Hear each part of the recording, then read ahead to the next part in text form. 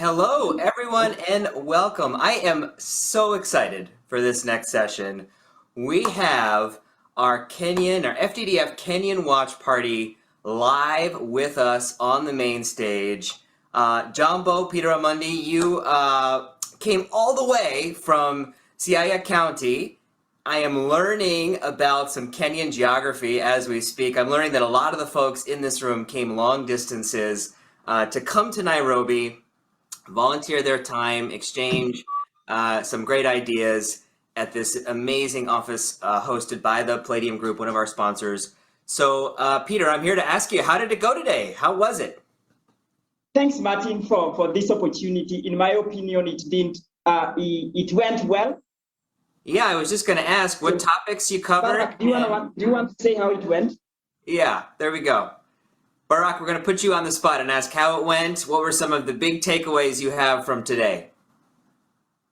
Hi, Nick. Thank you so much for the opportunity to be with us this evening and joining the watch party from Nairobi, Kenya. The day went well, and we have our audience here. And I was just working with other volunteers. You can just say hi, just sit here. Another volunteer, Angie volunteer, Steve volunteer, and now the audience can just say hi. Now, some of the topics that we were just discussing today is number one, because we are a political country. Number one is digital tech meets political rhetoric, which was very exciting. And topic number two is community challenges and possible tech solutions, basically in education and environmental, specifically climate change. Now, topic number three was the role of citizen developer in international development. Topic number four was innovative volunteerism for the Sustainable Development Goals and career development. Topic number five was what is digital transformation anyway? So we just had a conversation here that was very interesting, and we were all excited just to meet you this evening. Thank you so much. That's amazing. Anything to add, Amundi, Peter? It sounds like you had a number of folks join. I see probably 20, 30 people in the room. Looks like a fantastic party, and many traveled long distances to get here. So any other thoughts you'd like to share about the experience? Good one. So what I'd love to share, Nick, 5 hours for 5 topics. I found that I struggled with that. People wanted like a whole week session, to be honest. But I think it was a good start. Members shared. We had guests who jumped into to share their bits. So in my opinion, it was a good start, and I think we are set for something good going forward. So yeah, that's my take. I love it. Well, what would you do differently if you could? Anything you'd do differently? I'm curious. This is the first time we're trying this, and we're very excited to have a number of watch parties, I think 6 or 7 around the world. Kenya's was one of the most active, so we're so grateful for that. But if we were to do this again, anything you'd do differently? Yeah, just a quick one. Somebody speaking at the back. He's saying, he's one of the partners, the dial. He's saying the time. So he's saying a bit about the time. So if we could extend more time, and you can imagine we only had 5 hours, but we were to do like 2 hours. So the timing, if we could stretch the time so that we can have more engagements and something like that. Maybe I can give somebody a chance to say that's just mine. So anyone with something that would love to do differently next time, probably Elizabeth. If you were to say something that you would do differently from a participant point of view, what would you say? So the topic was very many, and they were very intense, and a lot of things to cover in between. So we didn't have enough time to go through everything. Suppose we could make it more longer. Thank you.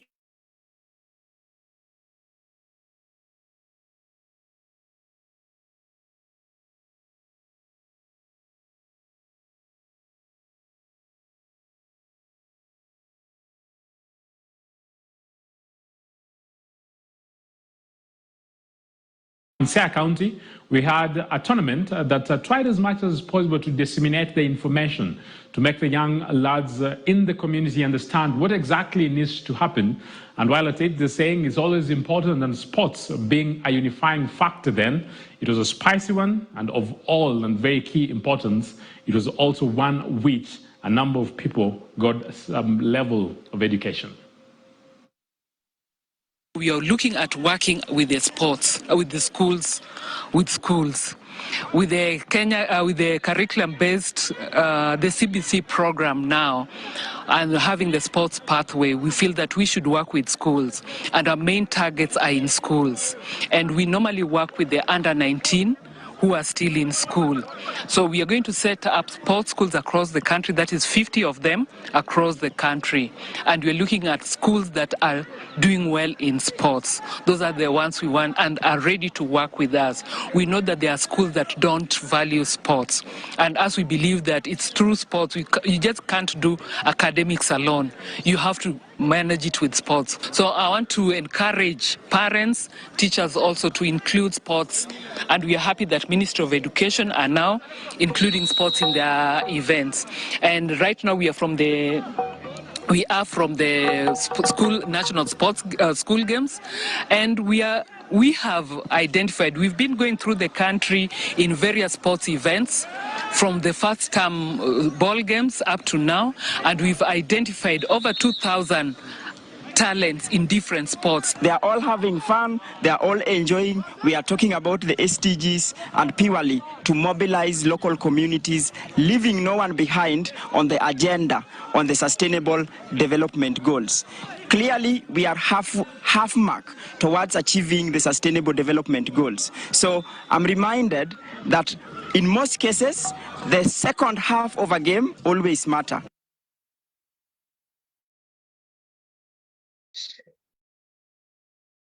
All right. I see Wilson, I see Scintilla, I see Oleku is joining us twice. So welcome everybody to Ordinary Voices, KE, where we bring ordinary voices like you guys.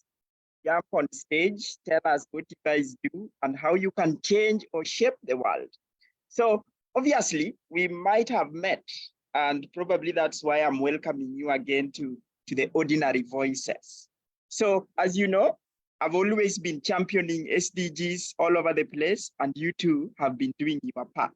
But let's dive right in. Two big news just this week. Harambee Starlets won against Cameroon. I'm told that Cameroon, no Kenyan team have ever beaten Cameroon in any match. And then Kenya, Tanzania, and Uganda are going to host the African Cup of Nations. What are your thoughts, my friends? What do you guys think about this good news before you tell us who you are and where you are joining us from? Who wants to go first?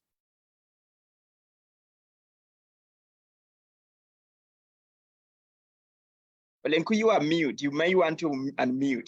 And then Willie, you might want to raise your camera up so we don't only see, so we see you properly. Yeah. Yeah, there we go.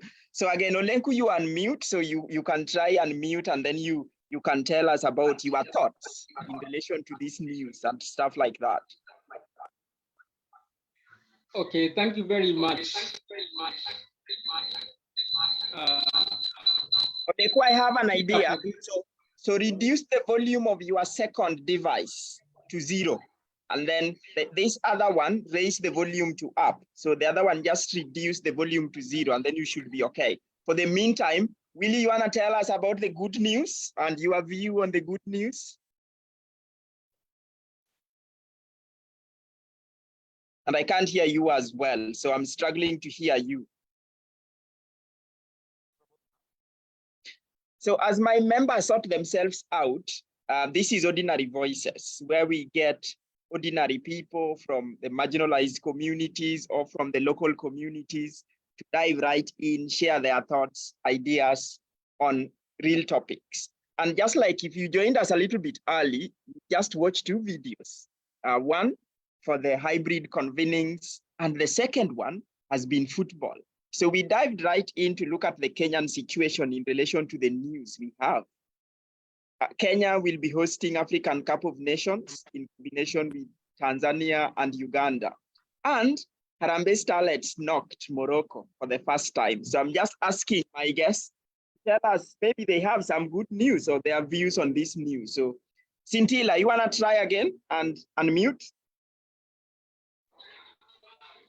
Okay, thank you very much, Peter, for this great chance that you have just given to us as ordinary voices and probably from marginalized communities, and also as youths who are so much needy and to.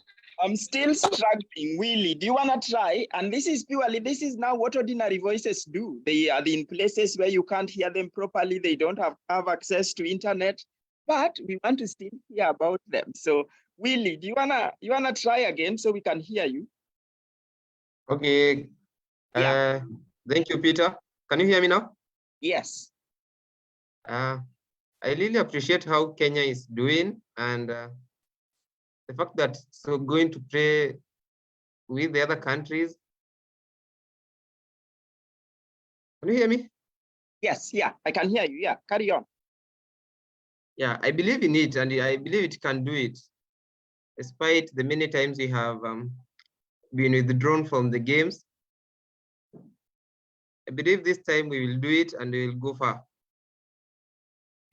So you are saying like Kenya will go far. What do you mean by far? We might get our ladies to the World Cup, but I get you. Scintilla, what do you say about this good news that we had? Harambee Stars beating Morocco for the first time, Kenya, Uganda, and TZ hosting the African Cup of Nations in 2027. What are your thoughts? Unmute.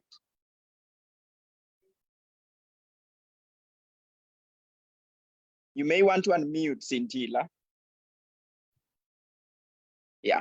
So as Scintilla looks to unmute, my friends, we got this wonderful thing coming up, and we were just looking at a number of things. And out of the video you have listened to or watched, you might have heard somebody speak about being on halftime. So looking at 7 years and a half, or looking back when the Sustainable Development Goals were launched by the United Nations, 7.5 years have gone, and 15% of the Sustainable Development Goals are on track. So this therefore means we need to take real actions to drive and mobilize actions for the Sustainable Development Goals. Hence, the world needing halftime talk so that we can all work towards the attainment of the Sustainable Development Goals. With my guests today, and I know we've watched this one, so I wanted to bring this conversation involving the ordinary voices. And I know I have met Scintilla in one of our events in Nairobi. Willie also, I've met him in one of our events, and I know they did some good job in terms of keeping me posted on how they went to an event in Nairobi.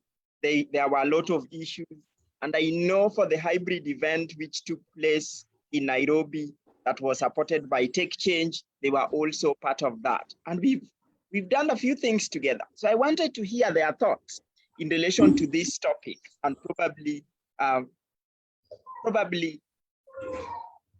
you who will be watching us join the conversation and probably put into use some of the skills they are looking to share.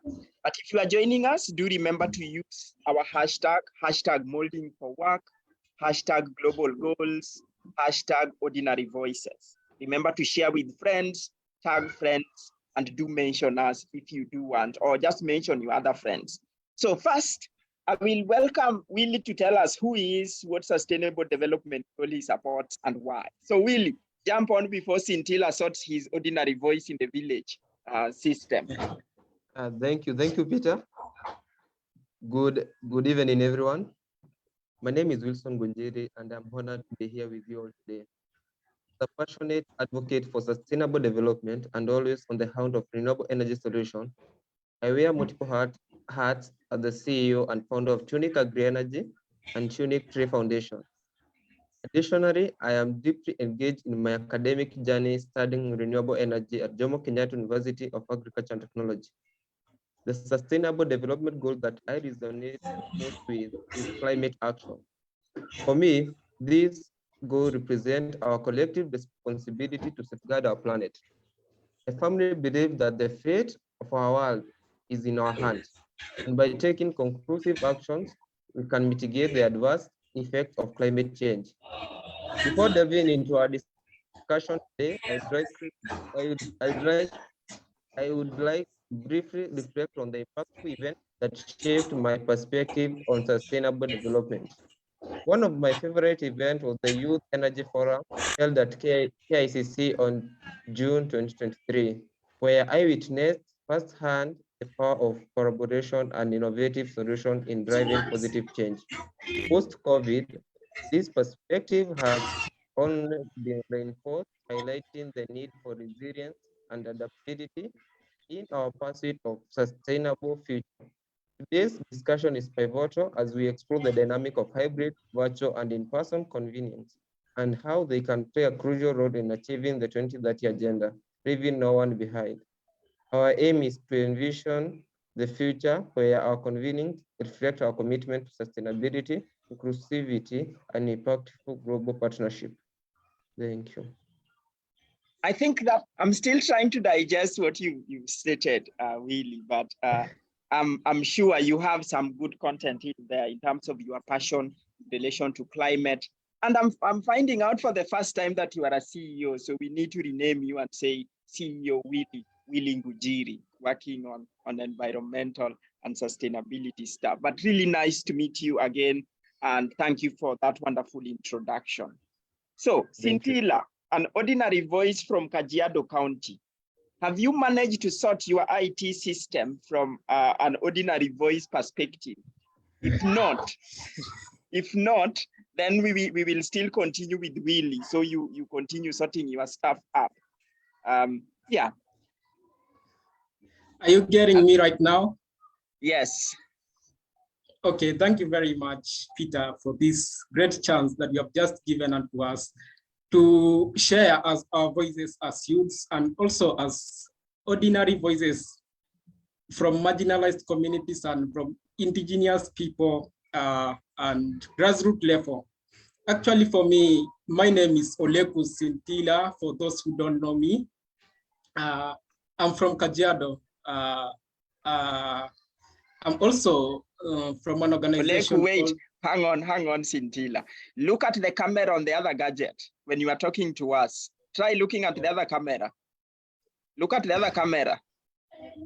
Yes, now you are looking at us. So talk when looking at that camera, then you are looking at us because you are an ordinary voice. So we want to see you properly. Carry on. All right, so I come from an organization that's called Ilanyuak Pastoral Youth-Led Initiative. I'm the co-founder of the initiative. And also, it's based in Kajiado, something that I've never disclosed to you, Peter, and probably you may be knowing right now that I'm a co-founder of an initiative. Again, I'm also a student of the Kenyatta University, a third-year student pursuing community resource management degree course. Also, as far as introductions, I'm also an alumni of the Nairobi Summer School for Climate Justice, something that I can't leave it behind because it's one that have really helped me to share my voice. And I think Nairobi Summer School deserves credit for at least giving me the space to share my voice and also to at least to uplift me from local to global stage. Nairobi Summer School, I can just explain a little bit of it. It's an initiative that is pioneered by Pan-African Climate Justice Alliance. And it is just, it includes researchers, experts. It's bring researchers, experts, climate activists, advocates, and SDGs advocates together to address the climate justice nexus. So thank you very much. And probably I'm here to explain my experience from the African Climate Summit and the ongoing, or the just the events, that the convenings that have just ended in the United Nations in New York, and probably to share my voice as a youth in climate space. Since I'm so much passionate about climate action, SDG, and probably I want to take this thing to home and bring the change that is needed to our communities and impact my community much better. So thank you very much, and that is all for my introductions first. Okay, you guys, I'm told that ordinary voices can be very innovative. And now I'm discovering two things about these two ordinary voices. They come from marginalized communities. They are founders of an initiative. They are leading things in the local communities, but no one is paying attention to them. So for me, just to add on what these two young men, how I met them, I might have met both of them at the Global Digital Development Forum 2023 in Nairobi. And they were all amazing. One of them, Olenku, is in Global Youth Forum Molding for Work program. And why I reached out, I know he has been championing advocacy on climate. And that is as far as Oleku is concerned, but we have more stories in there. So really, after we did the Global Digital Development Forum, he's the only one who did a report as a follow-up. Out of the group that attended the event, he did a follow-up report. And when he attended the Nairobi summit, he always checks on me, Peter, are you in this event? And I'm like, no, why are you not there? No, I'm not just there. So I'm like, really, I want to go and act, not come and sit and talk. So when this conversation came to mind, I only had like one day to think of what I could do before the month ends. I say, hey, Oleku is working on something. Will is also working on something. How could I bring them together? Because I see Oleku with bees. Willie, I don't see much of your work online, which we might want to look at. But that's how I connected with these young men, ordinary voices from various parts of the country, to come and share. So you guys, now I know a bit of secrets about you, and it is sometimes very hard to talk to ordinary voices like you because you are very creative, you are innovative, and you want to go and change the world. So let me ask this first question. Before COVID-19 pandemic, what event were you part of that you are still proud of to date? Was it physical event? Was it a virtual event? Was it a hybrid event? Before COVID, can you recall any of these events or any activity you took part before COVID? And then we will go on to post-COVID and then just compare the notes. So let's talk about that. Willie, if you want to go first, or Scintilla, all up to you, but really jump on that first. I still can't hear you, Willie, I think. Your mics. Yeah, you can increase your voice and then that should be okay. That should get us going. No, still I can't hear you. So as you sort that one out, Scintilla, do you want to try as Willie sorts out his mic? And again, my friends, this is ordinary voices. We have challenges everywhere, and that is the voices we want to bring to you to share their thoughts. So we struggle with them every single time, but we want them to share what they do. Oleku, carry on. Okay, before COVID, I can say I was still in high school, but I was so much.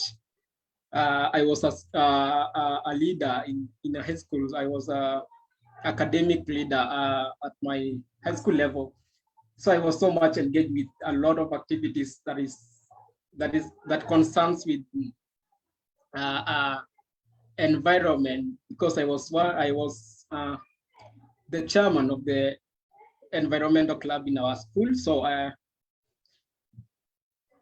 so for me, I was so much into an environment, and I was like I used to mobilize youths and also teachers to take part in environmental conservation in our school. So those are some of the activities that I used to do them back there when I was in high school, because before COVID, I was actually in high school. Okay, there we still have our ordinary voice still in high school. So these people grow up and imagine they just completed their high school the other day. Now they are in universities and now they are starting initiatives to sort their communities out. And now you realize that they've been also leaders in their community, meaning being a leader there, they used to do much physical events in their school. So not much to share, but we are coming to you again shortly post-COVID. Willie, you want to jump on again and tell us what you think, your past activity before COVID? Still Willie, an ordinary voice, still struggling and we can't hear him. So Willie, maybe you might just get your headphones off and then just like go to it naturally. We see how that works. No, we can't hear you. Again, my friends, this is Ordinary Voices. How can we bring every ordinary voice to the platform that they need to jump on and share their ideas? Really not sure about what's happening, but I still can't hear you. Do you want to try again? No. So I will come back to you again really shortly. But Oleku, if I say when you are a leader in for example, high school, did you ever take part in a physical, in a virtual event or a hybrid event at high school before we get onto the post-COVID situation?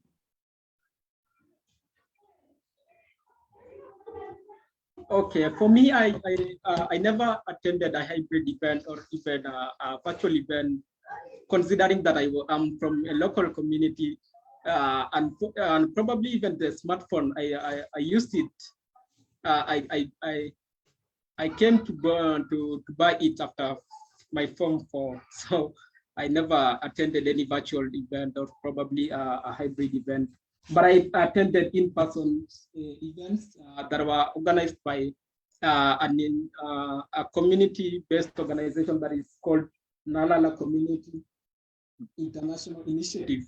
That is based also at Kajiado, but the CEO of the initiative was so much, and is my friend, and at some point he helped me he mentored me and brought me up in this and the arena of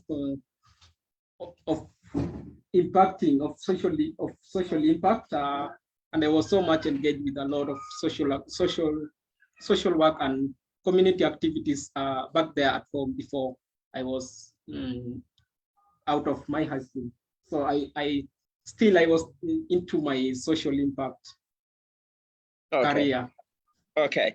I'm getting a point there, which is really key. Willie, I'm coming to you shortly if you've sorted your mic. But there is a point you are raising there. So yeah. There is a point you are raising there. Growing up, and you can imagine being in high school and you still don't have a smartphone and you still don't have this new technology, and how that plays at the ordinary voices level when we are speaking about the global village, the digital platform, and how the world now needs to go.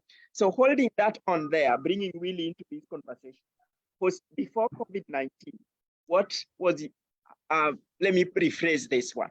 Before COVID-19, did you take part in any event that is one of your favorite, or at least you admire being part of, or well, just tell us your picture around those lines. Okay, you can hear me now?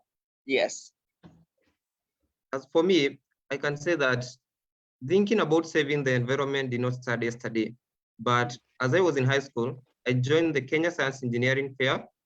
This is a club where we would come up with projects and present to panelists that would judge us. For the first time, we came up with a more of technological project that did not take us far. I started thinking of what about saving the climate, having a project that can cut some emission, that can do something that can be impactful. And we developed a solar-driven lawnmower. The project took us far, but I remember on the eve day of proceeding to the regional levels, it was when the COVID-19 was declared in Kenya, and our principal had to call it off and we could not proceed from there. It touched me a lot because that project we had dedicated a lot and we were sure we could have done something.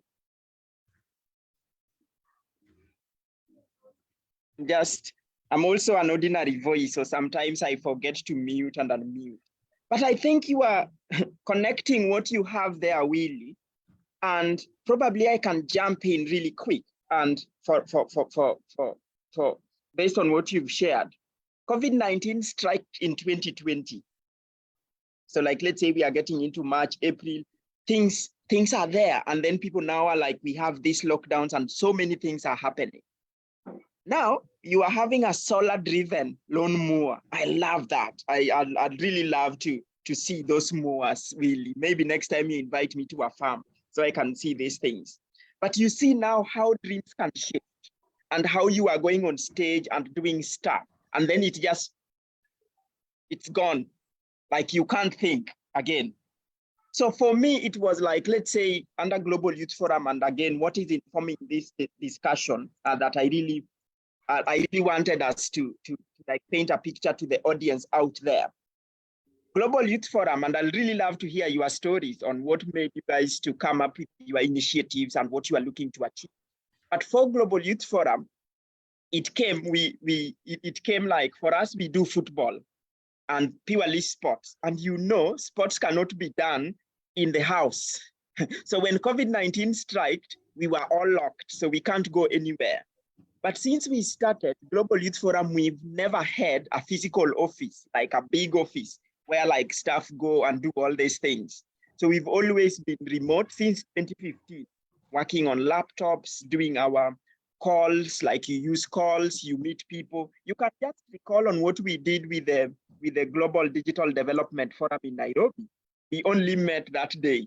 And I was planning that when I was in my ordinary voice studio in the village.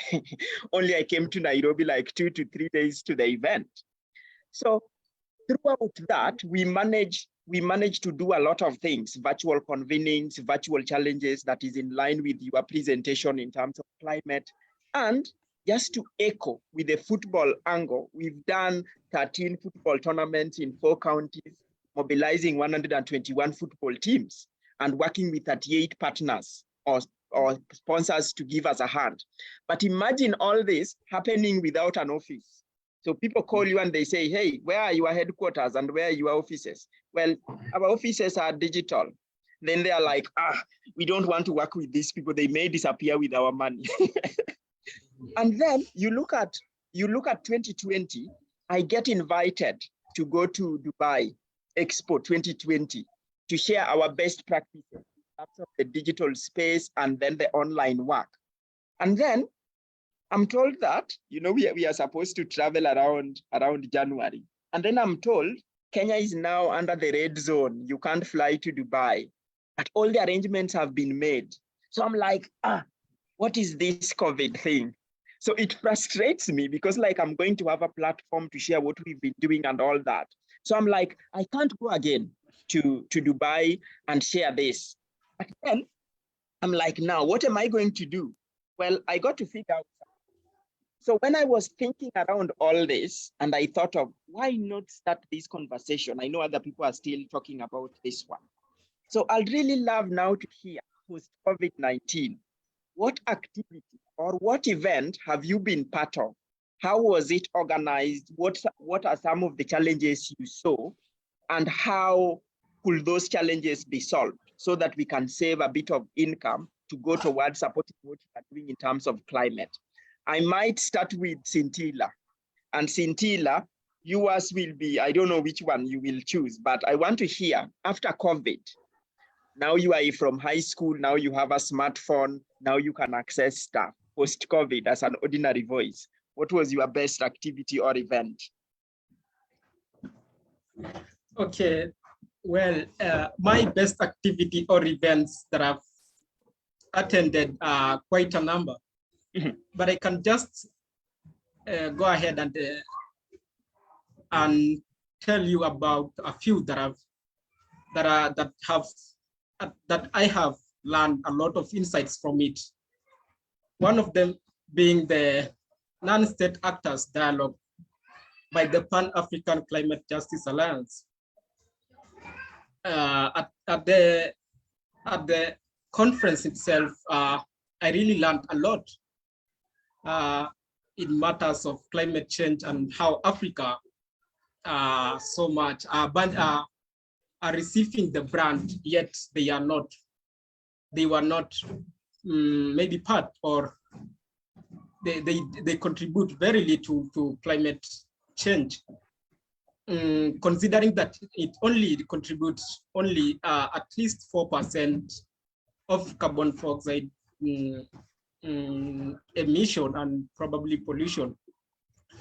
So one of the things that I really learned is there is a need for global action on climate change.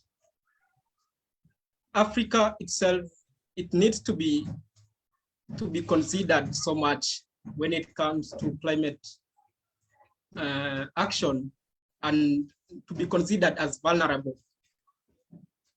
So I want to wait. So first, probably, like, did you take part in this event physically? Was it a hybrid, or was it a virtual event? So if we start with that, so the audience are not confused. And how was it, if it was physical, how was it beneficial to the audiences, including the marginalized communities, or including people? Because you guys did mention leaving no one behind. Was it inclusive? Was it favorable of the ordinary voices? So just looking around those angles, Scintilla. Well, first of all, it's so much beneficial to people and probably the participant. And for me, I attended in person. So I was there physically as a participant of the conference. And it really helped me in terms of networking, collaboration, and probably even culture diversity, because I met with many people from different countries. I met from people all over the world, and even all over Africa, and we really built a lot of networks and a lot of collaborations when it comes to taking action on climate change. So we really shared a lot of network, and we learned on ways we can collaborate and take action on climate change. Okay, so what I'm getting from that before I jump on to Wilson is, like, physical events are very powerful when it comes to building collaborations, building the networks, and pushing the actions to drive change towards the sustainable development goals. So I'll come back to you, Scintilla, in a minute, just maybe to check. Did other members participate virtually, or how did it even happen? So I will come back to you shortly on that one. So Willie, for you, your favorite event post-COVID, which one was this? And was it hybrid, physical, or virtual, and why?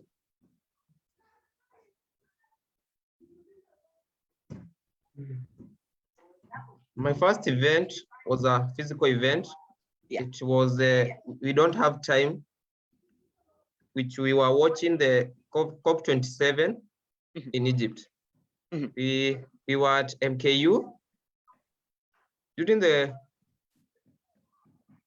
We Don't Have Time Kenya.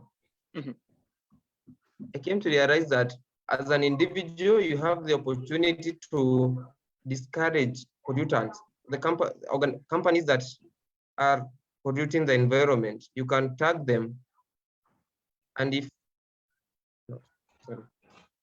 and have also the access to companies that are to refine the environment. It led me to start thinking of ways that I can utilize the technology that we have. And in addition to the event that was recent in June, the Africa Energy Forum, in combining with the Youth Energy Summit, I came to realize that solar energy is free and cheap, but it's the least utilized. So it led me to think of a way like, why don't we utilize solar? Why don't we have companies that deal with solar? But I still realize that despite having solar free and cheap, it still needs land. So what about combining solar with agriculture? That's what we came up with, the agrivoltaic. It's mainly practiced in the US. In Kenya, it's rare, but I believe the technology can do well here too, because we have the land and we don't want to cut agriculture down. So we can combine the two to increase the productivity. Okay, so two gentlemen or two ordinary voices from various parts of the world. One attended the physical event on climate summit in Nairobi. And then the other one is attending COP27 in Egypt, but they are all in Nairobi. So you can imagine these two people, they are all telling us two different experiences. The experience with the digital space and the tools they have, you can now imagine where I'm sitting. I'm in Egypt. So that is Wilson. Wilson is in Egypt watching things to do with COP27. And then Scintilla is in Nairobi at physical event. So if I am to ask you these two people, Scintilla, how much did you spend? But first you got to tell us for your event, did other people attend virtually or was it just a physical event? And then obviously Wilson, if you were to travel to Egypt and back, how much would that have costed you? And if you had that money and then you didn't travel, would that money would have gone to help you tap into using solar to promote agriculture? So I'm just posting that there for you. So Olenku and Willie, what are some of the thoughts around your physical event? So this is for Scintilla. For your physical event, how could it be made inclusive or even cheaper, but still beneficial to participants? Scintilla, that's for you. How could the physical events made cheaper, but inclusive for all across the globe and across Kenya? Your thoughts? For me, I'm a Pan-Africanist, Peter. And I could even say that as from the words of Ledama Olekina, we can even hold these events in a desert place to just feel how to get the reality of climate change. And to make it more inclusive, it's to include youths, bearing in mind that 70% of Africa's population includes of youths. So there is nothing we can do as Africa without youths. There is no change that will come when youths are excluded. Get that right. So first of all, one of the things that really hurts is traveling all the way from Moyale to Nairobi and finding that you are not approved. Yet you having in your phone, you having the email that you are approved for the climate summit. That was that was so much hectic, and it really hurt so many people. For me, I had to really force issues until it really worked for me. Because are you still referring? Wait, hang on. Which event now are you referring to? The Africa Climate Summit. Oh, okay. So just for the audience, so you are not lost, Oleku is telling us now his experience with the Africa Climate Summit, where he's just touched on somebody traveling from another corner and arriving in a city. Then there are these physical hiccups. So carry on then. I just wanted to make that clear for our audience so they are not lost. Yeah, so a lot of issues arise when it was just starting, when the African Climate Summit was just starting. So many people went there and they found that they were not approved. Yet they have the emails that were sent to them by the African Climate Summit Secretariat. This is an issue, and was so much, this really hurts, and it was so much hectic. Finding someone, I had a friend who traveled all the way from Egypt to Nairobi, and also he finds that he was not approved. But at least they really tried and rectify themselves and give us badges. But so many people gave up and they went out of the summit. And probably to make this so much inclusive is, we can even imagine of strategies that we can sponsor or fund and develop a fully funded program for events like such, or even giving the non-state actors or the civil society organizations to run events like such. Bearing in mind that the African Climate Summit was so much organized, it was organized by and it was controlled by the Kenyan government and probably the AU. You all understand the bureaucracy and how government organizations work, or the government itself work. Yeah. So to make it so much inclusive, for my thinking or for my thought, including civil societies organizations to run such big events and summits, it could be much better to really help and really include everyone and being brought into board when it comes to issues like climate action, which needs urgent action. Okay, that's all for. Okay, so just to, William, coming to you shortly. So what we are understanding is here, people have to come to physical events, like they have to come from various parts around the globe. For these physical events, they have to fly, they have to do all the paperwork and all that. Then they are also sent emails to confirm their participation, but when they arrive in the location, then they are told like, oh, these are challenges. And then lots of the planning and then the logistics and all this that makes it cumbersome for people. And that can be very hectic. So Willie, I'm coming to you. Now you watched COP27 in Egypt, but you are in Kenya. And again, maybe you've attended some physical events. What is your side of story? How could that event be made cheaper, inclusive, and sustainable so that it helps towards the attainment of the Sustainable Development Goals by 2030? What are your thoughts? Thank you, Peter. I really thank we don't have time for organizing the event, because we were in campus and we were able to go and join other people, other students as well. And we were able to participate in the COP27 in Egypt, but we are in Kenya.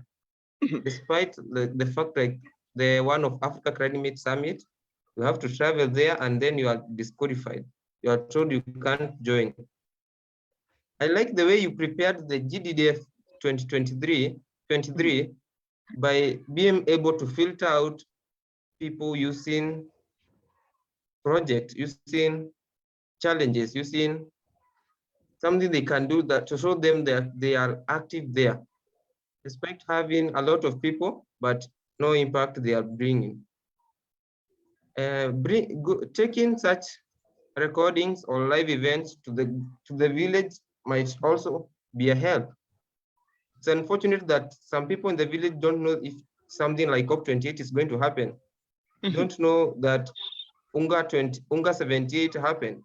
They are just there, yet they are expected to take actions. They are expected to plant trees. They're expected to take care of the rivers. It's time that we take the technology to those in the village. They can join a school. They can have a projection there and they can participate. I remember I asked a question and I know it was recorded in Egypt. Yeah. Thank you. Yeah. So look at that one. Look at that one. Very, very innovative and creative thoughts there. So again, combining that with what Scintilla stated in terms of recruitment of these participants, are we just getting people into a hall to talk? After they talk, they go. And I'm glad you did notice something we did under GDDF 2022. Like I had over 100 applications and I only had to select 30. So I found like the challenge, just get people to take action and then that one will help you filter people out. So looking at what you have shared, I think for Willie, yours was a little bit of hybrid event. So where like you are like in a school structure, all watching an event together, more of something like we did with the GDDF. And like now you see with this point that you bring, people don't know about the African climate. Even somebody in Scintilla's village don't know. If you talk to them about climate action, they don't know. In fact, in 2022, 2021, I visited 5 schools and spoke to 998 students. Only 2 of them could tell me the meaning of SDGs. Yet, really, as you stated, we want them to look after the rivers. We want them to plant trees. How will they even do that? Maybe we need to have ordinary voices that translate the COP27 and COP28 into Scintilla's language, such that the community can understand what is going on. And Scintilla can go in that village and translate these people what is going on. Unasikia, these people, they say, they don't understand this Kiingereza mingi, but we are here speaking English, we are speaking Swahili, yet Scintilla's grandmother doesn't understand these things, or my grandfather doesn't understand this one, or your grandparent doesn't understand this, yet we want them to take action.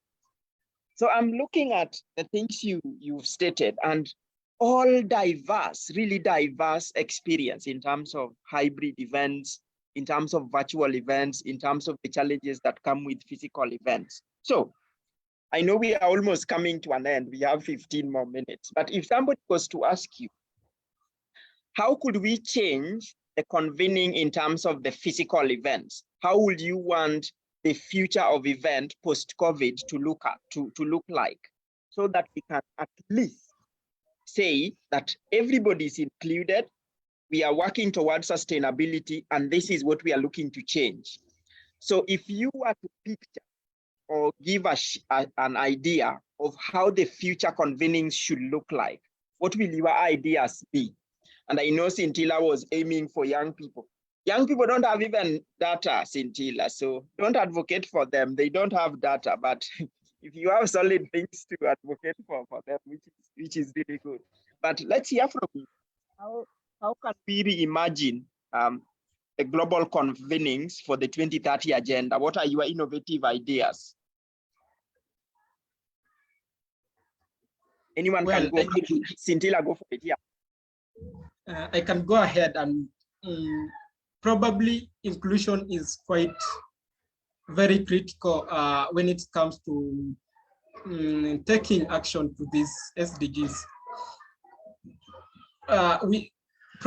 It's very sad that we can't make to achieve the SDGs by 2030 if inclusion is not considered as very crucial or something very important when it comes to taking action on the SDGs. Yeah. So for me, it's quite something very difficult and very hectic when it comes to bringing action and including everyone. For me, I could say for such convenings to happen, we can even think of crafting some messages to do with that, with the convenings, and sharing it to our people through the small mobile phones, to even allow like old grandmothers, they are back at home, to see what is really happening, what is really needed to take action on the SDGs. Because it's very difficult, because when we say hybrid events or even virtual events, talk of a grandmother or a woman in the rural village in Kajiado, where they don't even have access to these technologies, or even the network itself. It's quite something very difficult to access. You have to climb like a cliff to go and get the network. So it's very difficult, I can say. So how can we take, because information it's really lacking when it comes to taking action on these SDGs. Some people even don't understand, and completely they are not aware completely of what is really happening in the global village. In fact, the Millennium Goals by 2015, when it really ended in 2015, so many people never understood what was really happening. For me, I was so much glad, and I was so much because I once attended a training on Millennium, on 15, the Millennium 15, what do we call it? The Millennium something goals. MDGs, Millennium Development Goals. Oh, yeah, the Millennium Development Goals. So I once attended a training when I was still in my primary school, when I can recall it, I was in class 6. So I first understood what was really happening in the global at that time. And right now we having the SDGs for 2030, for the 2030. And some people are still not knowing what's really happening. So we need to break the barriers of communication and taking this thing into grassroots and local, to the local people. And we can only achieve this if we can at least craft, or at least promote a lot of capacity building to young change makers at grassroots levels, youths who can take lead in making the change to their communities, and probably take this thing to the local setting, instead of talking something very in big summits, and attending, even having these things in these trainings in big hotels. We need to break that barrier of communication and take this thing to the local setting. In fact, climate action itself, I can say the impact is global, but the action itself, it should be driven from locally, from the local communities. Yeah. So we need to break the barriers of communication.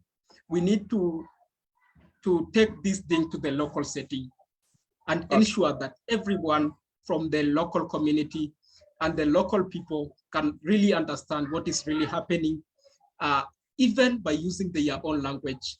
You can. Hang on a second there.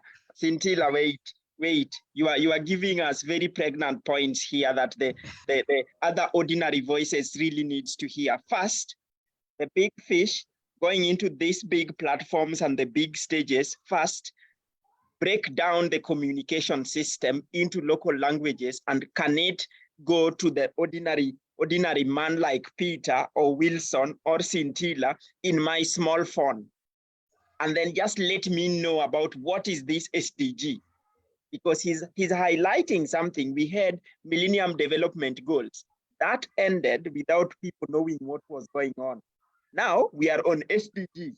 The common man who doesn't have a smartphone, can't fly to US, can't access internet, can't access data, is still stuck. Now, let me come to Willie. Willie, what are your thoughts? If we are to move towards the Sustainable Development Goals and make the future convenings be sustainable and to help us achieve the 2030 agenda, what will be your creative idea? One thing I would like to point first is that even you, Peter, if I gave you a sponsorship to go to COP28 in Dubai, yet we are saying we reduce the transport because we all know it will contribute to pollution. Yeah. You would actually take the going to Dubai instead of joining a virtual call, right? Now, with where I am, depending on what I'm going to do, I will take or decline the offer. But that's a really good angle of looking at it. So again, thank you for bringing. For me now, depending on what I'm going to do in Dubai, it will make my mind to decide, can I go online or is it a must I have to go physical? Okay. So, but your answer there is a yes. I would definitely go to Dubai straight away. So off we go there. And also, yeah. Because I know you want to have a picture and post it that you are in Dubai. Yeah. Okay. So what I think is that we can have these talks being streamed live in the TV where they can be, I believe most people have TV nowadays. And instead of having the virtual call, they can join via a TV, via people go to watch football in a central place. Why don't they go there and the video is streamed, then is streamed there? People can join there. They can send their contributions via one person. We need to use the technology the right way. I like that one. Oleg Sintila, imagine you going into your village, setting a studio up, or like we call them cinema, have like your big screen and have these old people watch that and you are there translating and speaking in your own language. Not the big hotels like the Sarovas of this world, the 5-star and the 6-star. But really, you really brought a really good point there. No one will love to decline going to US, going to UK, or going to these other places if they clearly know that they are only going to sit, have their name tag somewhere, get the picture and post it online. And Sitila also would love to see just being near the president who would say, and then they come back that, oh, you know, I was in UNGA, you know, I was in African Climate Summit. But then you turn around and ask him, actually, you're like, you have attended the African Climate Summit. Now, what have you done with that? And this is probably like now my final question, because we can do 6 more minutes. For all these events you have attended, and you can include the GDDF if you want, have there been any follow-up to this high-end event that you guys have attended? And if there have been a follow-up, has this follow-up resulted to some things you can count as impact, or they've just been talks? Because for me, if it is just talk, I can do it online like I'm doing now. But if it involves tree planting, playing football like the video we've shown, well, I will have my shoes on and I will go and take the action. So for you, for this event you guys have taken part of, have you seen some measurable results that have come out of them? Or it is just the selfie time or the photo time? Or what have you guys seen in terms of your experience?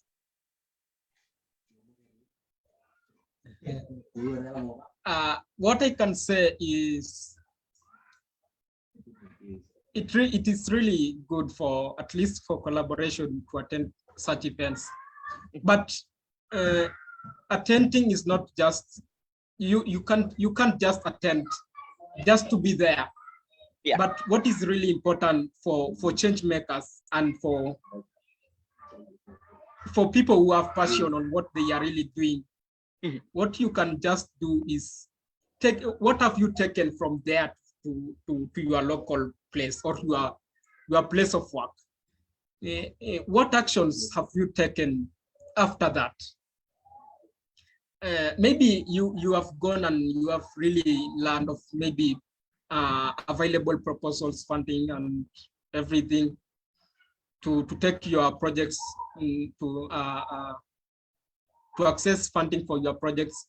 But what have you really learned that you can take to your people? So something that we are left as to take action on as change makers is the action part. Take action after it to your local place and interact your community. Yeah, take action after an event. That's a good way. Wilson, what will be your last one? Like, let's say for this event, and I still love all these ones, taking pictures, posting them online and doing all this one, and then disappear. What is your future? Like, let's say for this event you have attended, have you ever gotten some impact, or what can you consider as an impact after this event ends? Yeah, thank you. Peter, I thank you because you challenged me a lot. One was when we were at the Global Development GDDF 23. Yeah. When you talked about networking. I personally sometimes attend this summit for networking, not to go there and to listen what people are saying, but to network. I remember when I was in the queue to get my badge to Africa Climate Summit, I asked you why you are not attending, and you told me there's too much talk and less actions. It really hit into my mind, and I realized that's true. You go talk, but where are the actions? We can't see them. And what I want to say is that we need to reduce the talks and delve into actions. Yeah. Our impact must be seen. Let's go plant the trees there outside. And then you can say, I did this, I did this, I did this. Yeah. So you look, my friend, I know you will watch this. We will upload this on our YouTube. But look, these are the ordinary voices. They are not people who are sitting into these big offices who don't understand what the ordinary person is going through. But look, if we listen to these two gentlemen, they are founders of their own organizations, and they are telling you the solution that the common man really needs down there. And you take them into a forum, you give them a badge or a tag, and after that you chase them off. But look, they've just told us, why not have these global convenings in the rural communities, have big screen, translate these ideas, okay? Have these institutions, have these people talk about their ideas and help them implement these talks, because they can be in Egypt while in Kenya. They can be interior in the desert like Olenku, but still driving the action. And sometimes they say, probably as we come to the end, sometimes some of us don't want the action really. We just want to go on a plane. We just want to travel, go get the pictures. And this is again for you. Remember, at the GDDF, we had team projects. I'm not sure if anyone have implemented those projects, but I did that, get people to at least get something. But I follow silently. Other people are doing their projects, other people are doing activities, which to me, I feel are really good. So I think for me, but I'm coming to you for your parting shot. For me, I think the events needs to be structured in such a way that they are action-oriented, not talk-oriented. So what here I mean is, if you are a talker, for example, maybe like Peter, we will give you a Zoom link and you can join our talk show, okay? So we eliminate the talkers where we say, you talkers, we have a virtual space for you, join the platform and talk. But for Willie and Olenku, who have at least something going on in their own communities, you guys can travel to Dubai, you guys can travel to US, or you guys can travel to UK. So you can share exactly and network with people and give them hands-on experiences. For example, I know Leku now is a member of Molding for Work. If we have a physical event, I'd love to bring him so like he can meet people face to face. But Willie, I will say, well, Willie, you join me virtually and just talk to us. So there should be, or these convenings should be structured towards action and then a follow-up. And then you filter people. Who is the talking person? Who is the action person? And who is actually an inspiring person? So once we categorize people, then we shape our convenings and event to help us meet that. Maybe now time for you guys to tell me your parting shot. If you were to advise the global planning conveners or the event managers to do one thing, to include the youth and the marginalized communities, what will your tips or ideas be? But here you are speaking for an ordinary voice, not a minister, my friends. So who wants to go first? Okay, I can go ahead and for me, what I can just advise them is bring these things to the local setting, and let us understand, let the ordinary person understand what is really happening and what is really needed to take action on. Because we can't, these things, even in fact, so many ordinary people or local people, they don't have understanding of what is really happening in the global. For me, let's say I know because I've been in the online space, so I can see what's really going on, and for people in the local setting, those who even don't have access to internet and all this stuff on technology, they don't really have the access to know what is really happening. And even when you take an action there, it's usually very difficult because it's usually very difficult because you are going to start something that people have never been having in the they haven't heard of it completely. So you are going to start something afresh, something that is people don't understand, and you are also a local person, and so they don't easily believe in you. So when you take action on these SDGs, when you are going to try to convince them that climate change is really happening, and it really needs an urgent action, it's usually very difficult, and sometimes they will even question you that how many droughts have been happening and nobody have never talked. So why are you confusing us to take action on this thing? And this thing have been always happening. And climate change is quite something very wide. And I mean, you need a lot of science to understand what's really happening. So taking action is quite very difficult. And what I can just advise is, or my opinion is, bring these things to our local settings. Let people understand this thing from local setting. Include these change makers in the local setting, and support them to drive actions from the grassroots level, rather than holding big convenings and big trainings in big hotels, I can say. Okay.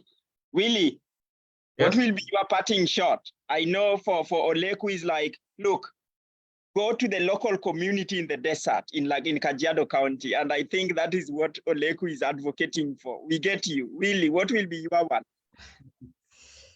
First, I would like to say that I run a tree planting foundation that fosters a collaboration between private sectors, companies, and industries to help in achieving the tree planting targets. You know, what we do is that we get to the planning of planting the trees, and we take care of the trees. Remember, we are not only planting the trees, we need to grow the trees. which comes at a cost as well.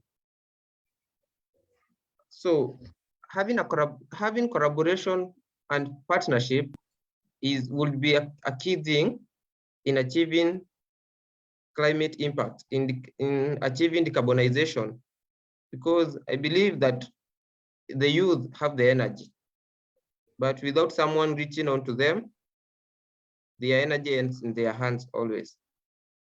And I believe that if we partner with the youth, we can do much, we can go far. So I don't know how many times Willie have told us this issue of going far. And I don't know how many times Olenku have told us the grassroots and the common man. So if you listen to these two ordinary voices, it is all you guys need. We don't need the ministers in suits. We don't need the 5-star hotel. All we need is these ordinary voices to go down there and help us spread the words. With that, we say thank you, and I hope that we host another ordinary voices soon. But you guys, a call to action will be, you now have to invite your friends and probably host another ordinary voices on the climate change. I can give you the Zoom for free. I will host you behind the scene for free. And you guys now need to mobilize 3 friends, and then you form a group of 10 friends. And then we support Willie, because on this talk, Willie is having a foundation on trees. Olenku, you have nothing. No. That's just a talk. But then we gang towards supporting Willie to realize the tree forest cover, because you already have something. And then now we are acting. So when we are going, or when you are telling Peter to represent you, or telling Olenku to represent you, I'm representing an idea. But I hope that makes sense, my friends. And I know those who will watch this, or your friends, it is much of stressing action and including the youth, the marginalized community, and saving the money that goes to 5-star hotel or the flights to real action that will support the community. So with that, and from Global Youth Forum team, I say thank you. And obviously, we know that sometimes we will catch up and talk again.